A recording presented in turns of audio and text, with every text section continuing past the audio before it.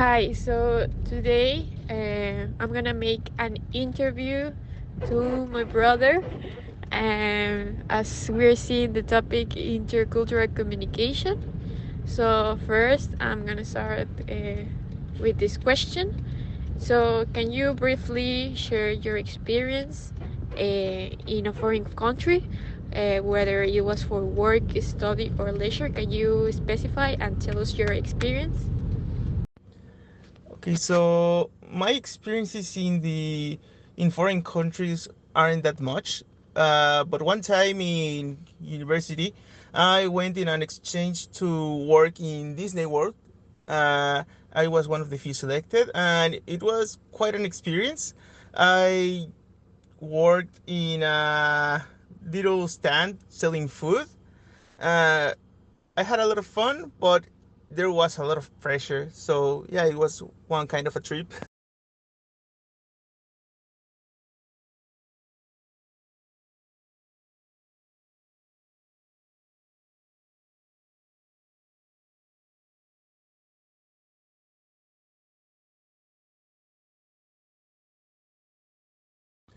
So if I had to point some similarities, it would be that mostly the way we work here selling stuff is a little bit like how they work there.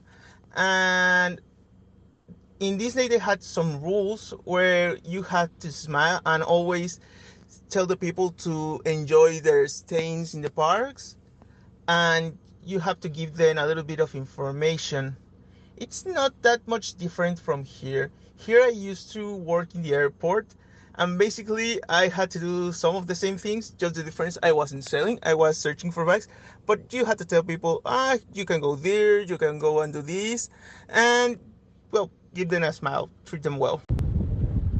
Okay, so now in terms of communication, what were the main challenges or the some of difference you encounter, and how did you manage to overcome them?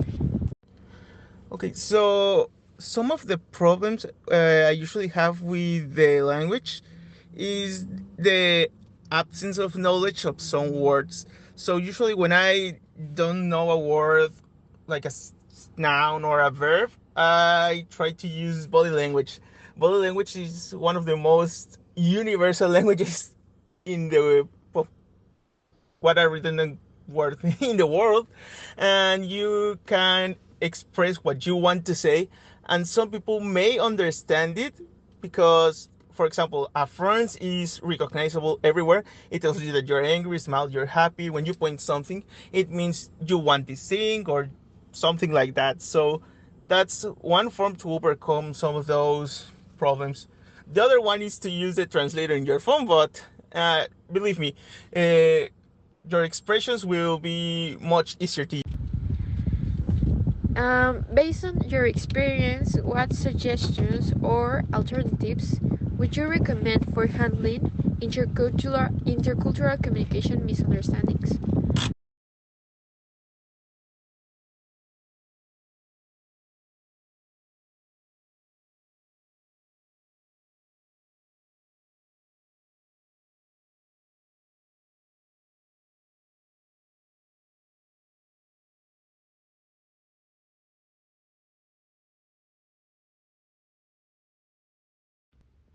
And now, could you give me an example of a time when you faced a significant communication difficulty while abroad, and how did you solve it?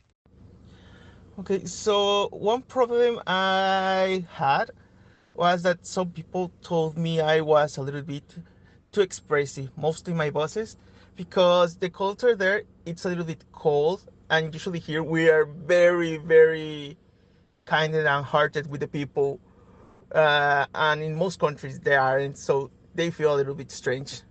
And to overcome it, I had to uh, think a little bit what I was doing, not let my emotions go, and well, be a little bit of a cold person. Okay, so now to wrap up, what is your overall perception of the culture in that country?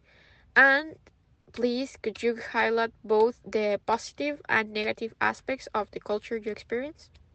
Okay. Well, for this, what I have to say of the country in the U.S., the culture in the country of the U.S. Uh, well, they're mostly like us, but what I've got to say is that most of those people think they have a little bit of power above us, and nah, that's not true. They don't. They owe everything and have everything, but yeah, uh, just they're not. They're not. That's not. There's not such difference.